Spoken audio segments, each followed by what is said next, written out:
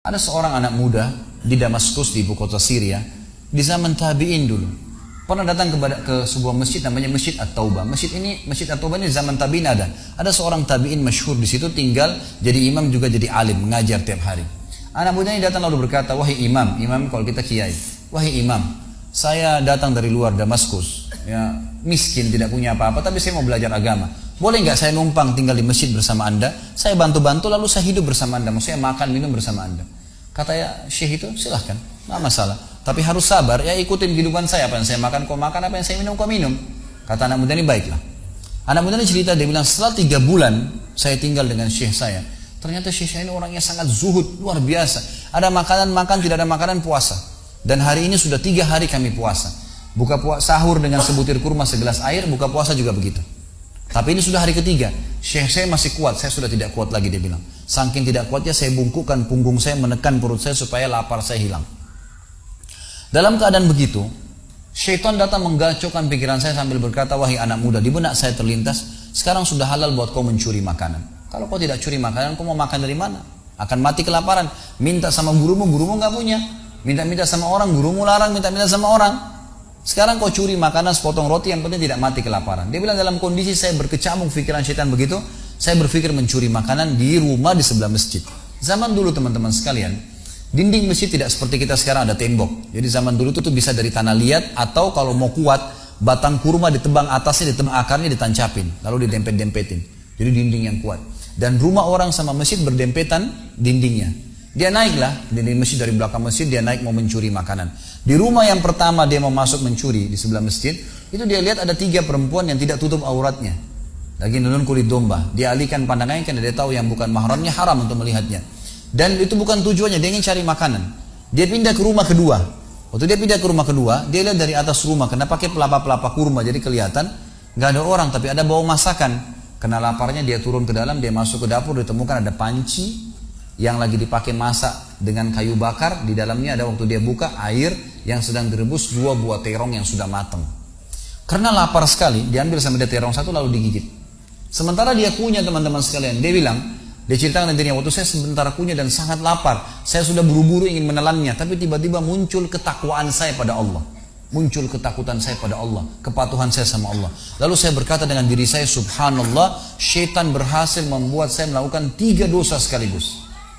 Yang pertama, masuk rumah orang tanpa izin, dosa. Yang kedua, mencuri, mengambil terong itu. Dan yang ketiga, saya sedang memakan makanan yang haram. 3 dosa sekaligus. Maka dia bilang, tidak mungkin Allah membuat saya mati kelaparan karena meninggalkan yang haram. Karena Nabinya Muhammad SAW sudah bersabda, "Man taraka sya'ni la abdalahu khairan min." Siapa yang meninggalkan sesuatu karena Allah, Allah akan gantikan yang lebih baik darinya. Lalu saya lempar gumpalan makanan terong itu ke lantai dapur tersebut, lalu saya kembali ke masjid.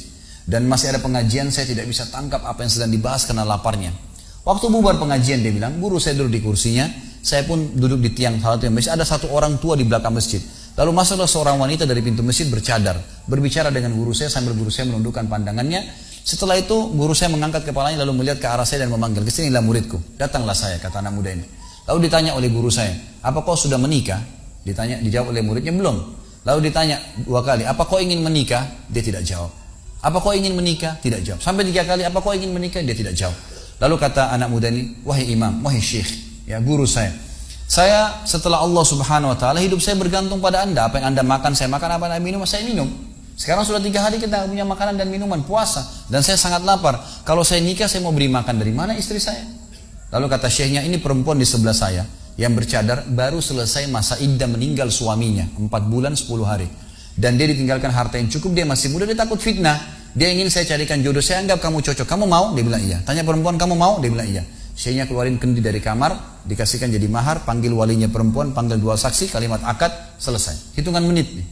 Lalu kata syekhnya, "Pulanglah ke rumah istrimu. Saatnya sekarang kamu pulang, udah. Nanti kalau mau sholat, mau ibadah, silakan datang ke masjid. Sudah nggak perlu lagi numpang di masjid." Gitu. Pulanglah dia sama istrinya. Dia ceritain, "Di mana saya jalan sama istri saya masih malu-malu, baru nikah, dan ini kan memang hitungan menit nih, ya. Dia baru tadi kelaparan, tiba-tiba sekarang sudah nikah gitu." Dia bilang saya jalan keluar dari masjid, lewat di rumah pertama yang dia tadi manjat mau mencuri, dilewatin sama istrinya. Begitu masuk, tiba di depan pintu rumah kedua yang dia manjat, gitu kan?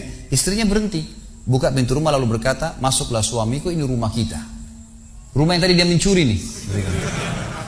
Maka dia pun bilang, saya masuk ke ruang tamu, saya melihat di atas, ini benar rumah tadi yang saya masuk mencuri. Istrinya bilang, wahai suamiku, tadi saya dengar Anda sudah 3 hari nggak makan. Mau makan? Dia bilang iya. Istrinya masuk ke dapur, ditemukan apa? Panci terbuka, terong yang sudah digigit. Ini kisah nyatanya. Tiba-tiba perempuan ini bilang, siapa yang makan terong saya? Spontan gitu, teriak gitu kan. Pada saat dia teriak, maka si laki-laki ini mengucapkan kalimat begini. Ini dari saksi bahasan kita. Dia mengatakan, kesinilah istriku. Demi Allah begini ceritanya. Kronologisnya saya manjat, saya turun, saya lapar, saya makan. Dan demi Allah sebelum saya telan, karena saya takut sama Allah, saya lempar ke dapur, ke lantai dapurmu dan belum kering tuh. Gitu kan? Maka perempuan ini mengucapkan kalimat, saya berharap semua muslimah di belakang sana juga punya iman seperti ini. Kata para ulama, ucapan wanita ini perlu diukir dengan ukiran emas, karena menandakan iman yang luar biasa. Kata dia, wahai suamiku, engkau meninggalkan segumpal makanan haram. Allah jadikan makanan itu, pancinya, rumahnya, pemilik rumahnya jadi milikmu sekarang. Allah bukan hanya hilangkan laparnya, makanannya dikasih, pancinya, rumahnya, pemilik rumahnya sekarang jadi milik dia. Orang yang bertakwa kepada Allah diberikan jalan keluar, teman-teman sekalian. Jadi bertakwalah sama Allah, hanya patuh dan tunduk kepadanya. Semua yang baik di mata Allah, semua yang buruk juga di mata Allah SWT. Dan jangan pedulikan urusan dunia ini, jalankan sesuai dengan apa yang Allah SWT inginkan. Allahu a'lam.